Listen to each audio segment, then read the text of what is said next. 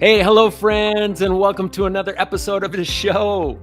I'm Joe, and I get to play host today. This is the absolute best part of my every week. Today, I have the honor and great privilege of spending some time with Dr. Greg Peterson, president of, and I still need to kind of work this out a little bit. It's not habitual yet. Salt Lake Community College. Greg, great to see you again, friend, and welcome to the show. Thank you. It's got to be here. Good to see you, Joe. You are a busy guy and really appreciate your time. I need to point something out right out of the gate, something quite obvious to me and the folks that have bumped into you. You're a healthy dude. You, you are just a really, I pride myself, honestly, and I hope this doesn't come out wrong, but I pride myself. It's just my own sense of duty and care of being the healthiest guy in the room. And if you're anywhere close, I'm like,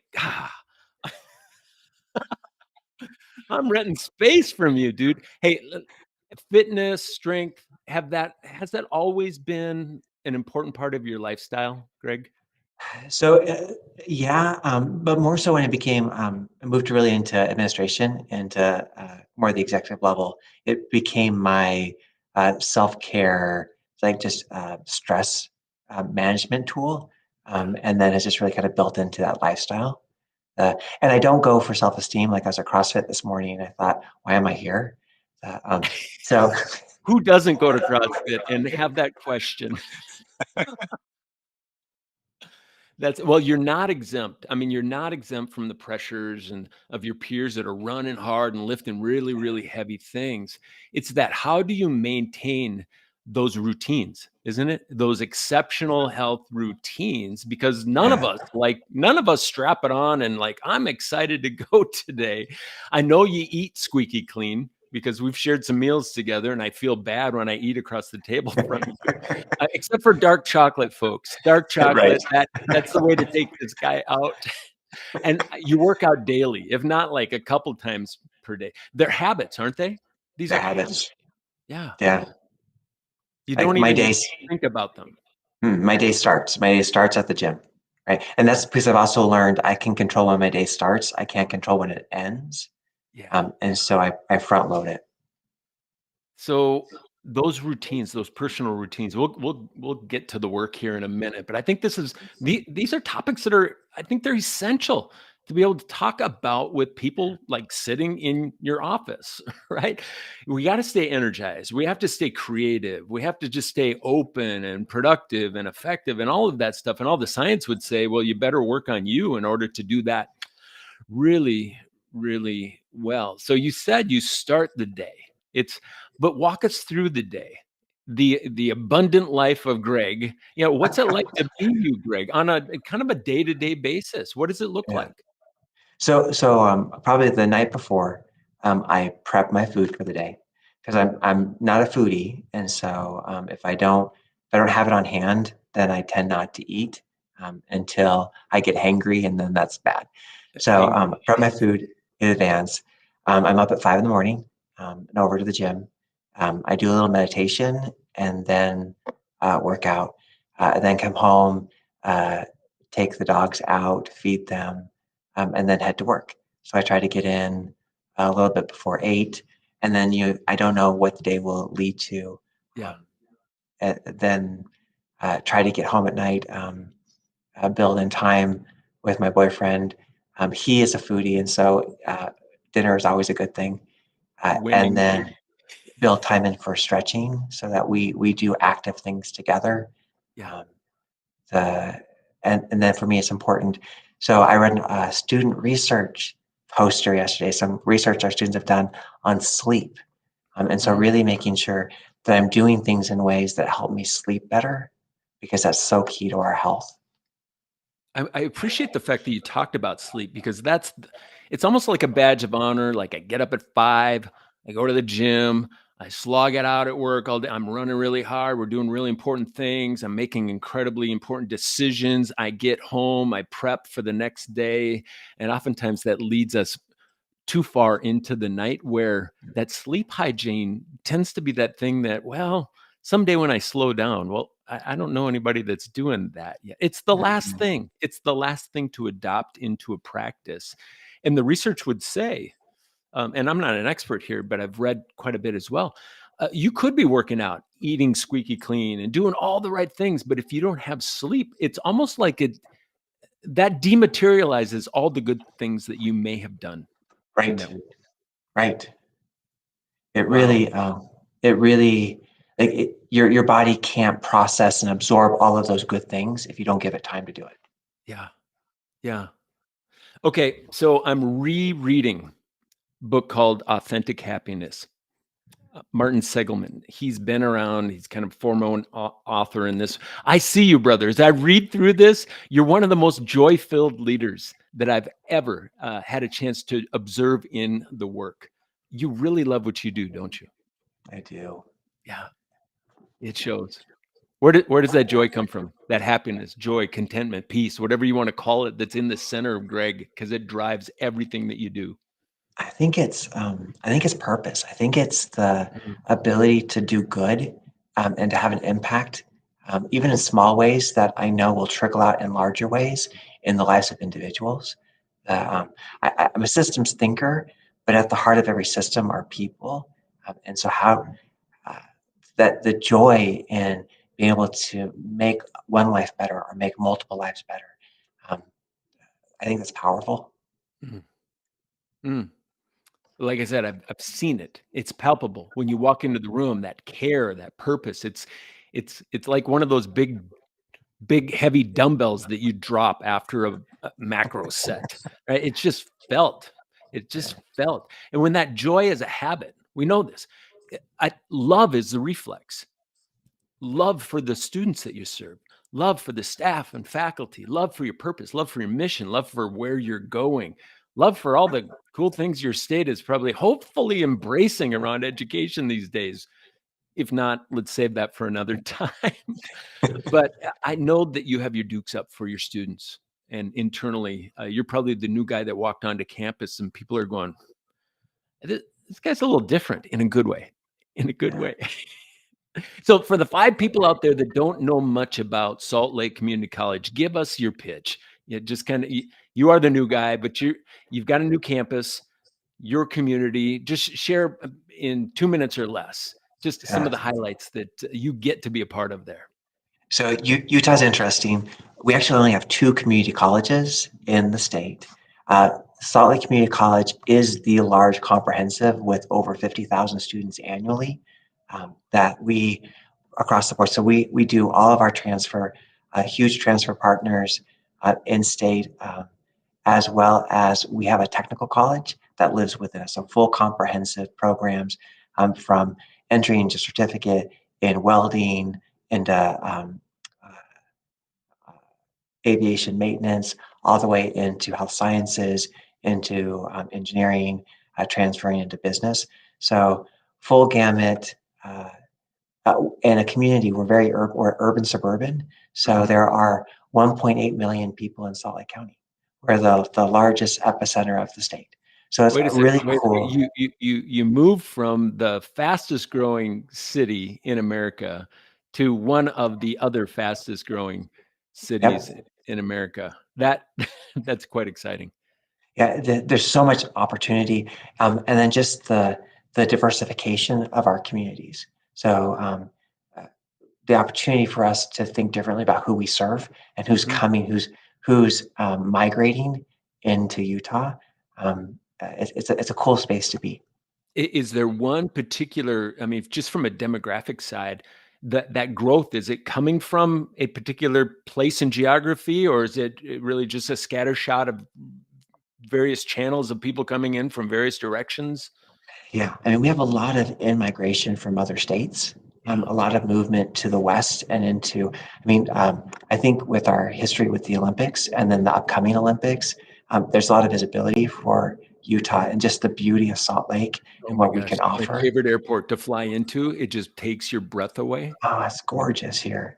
And then there's also a lot of international. So we have a large refugee population.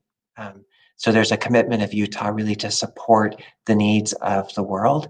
and what we can do. So it's a cool space of who you get to meet and interact with that you wouldn't necessarily think of when you think of Utah. Wow. Wow. Well, keep bragging away. This is a great soundtrack to be on right now. You're definitely on the move. What are some of the more exciting initiatives that you currently have underway? Could be programming, could be new ways of engaging students. Brag away. I think we're really excited about our continued growth. So when we look at the decline, the enrollment dip that most of the nation is facing, we're continuing to see growth, and we're seeing it across the board. We're seeing it in not only concurrent, where that's happening a lot nationally, but just our undergraduate population continues to expand. Our partnerships, we're seeing more transfer than I think a lot of institutions are seeing growth in. And then lots of growth in the technical college programs, just and a lot of returning adults. So that's a cool space of being able to partner more with our communities and with our businesses. A lot more work-based learning than I've seen before. Talk about partnerships. I mean, economic development has to be just alive and crazy well. 1.8 million people in your community, and most of them gainfully employed or looking to be gainfully employed. Talk about some of the just really cool partnerships that you have going on as well. Yeah, so one of them I love is with Stadler Rail. They're the ones that are making the electric trains in California, for example. Like huge company, they're a Swiss company, and they brought over the European apprenticeship model. So we actually have high school students in their sophomore year who go to work for Stadler. They get to experience different aspects of the company. They're paid to go to school and complete their associate's degree through us. So, and this is in manufacturing. So they can land in areas like human resources, other aspects, but primarily their focus is on manufacturing. We have students who were part of the creation of these new electric trains in California. That Like is their amazing. fingerprints are on those. Ground floor. Yeah.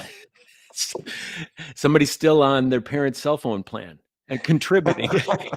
Right, right.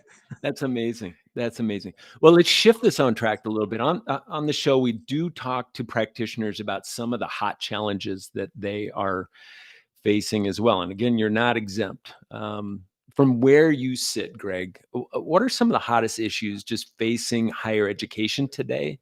And how is that interfacing with you and the crew at SLCC? So I think so for me, change.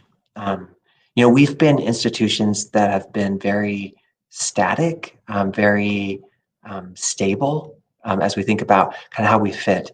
And our world is changing. So confidence in higher education um, overall is down. Um, the enrollment, so how we have traditionally brought students in, those enrollment pipelines are changing across the Yeah. nation. The expectations of our students. So when we talk about 2-year, 4-year, our students aren't thinking in that long of term. They need something quicker. They need something. They're worried about money. They're worried about relevance. So I think just the pace of change and the pressure we're experiencing to reinvent ourselves to remain relevant and meeting the needs of our communities um, is hard on institutions that have really seen themselves as more stalwart and stable. Um, Right. that disconnect, and we're feeling it here. Conversations about um, politics and the larger federal conversation, national conversations around how we value higher education, what do we expect of higher education, um, that creates even greater uncertainty. So in institutions that we're trying to transform to be to meet the current times, to be ready for artificial intelligence, to be ready for a shrinking global world, um, the and then we've got this uncertainty and fear that really is pervasive in our communities around us. Um, Mm. it's how do we navigate? How do we move our institutions forward? How do we stay focused on what we can control and what we can do and the impact we can have, and not be paralyzed Yeah. and just all of the unknown around us. Yeah, because that can create that culture of fear and scarcity. And let's go back to kind of how we used to. I mean, the human brain is just engineered to do that. And Yeah. as I know you are a very innovative, creative, entrepreneurial type of mind that has now entered this campus that is, you're still one semester in, probably doing a ton of discovery work right now. Yeah. What is, but also what could be, what could be. And I think that's where the gold is for you and your future there at SLCC. You were going to say And something. as I say, so much of our work in that space is really about storytelling. Right? Mm, It's helping our institutions see a future, see hope, and be able to focus on that. Yesterday, I was in a meeting and we talked about the Disney movie Encanto, right? Where you've got this grandmother who does everything possible to protect the magic in her house against all change. And ultimately, she's unable to. And people are hurt along the way, and she loses the house. Um, we in higher education, we want to protect the magic in our house, mm. but we have to do that in a way that adapts to the world around us, so that we don't lose that magic in our resistance to change. Well, I can't think of anybody better to actually restore. It's not that you're bringing the magic. I think it's probably finding the magic that's Uh, it's already there. Already It's here. it's already there.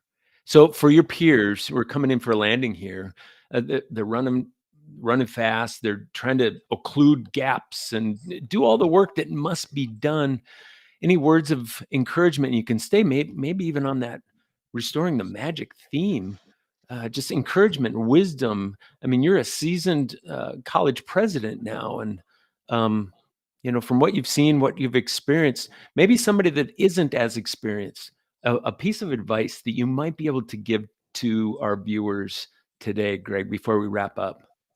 I think that, so having lived through the pandemic, leading an institution, I think that it really is about the power of hope and how our institutions really look to us for hope. That and that's not that we shouldn't be real.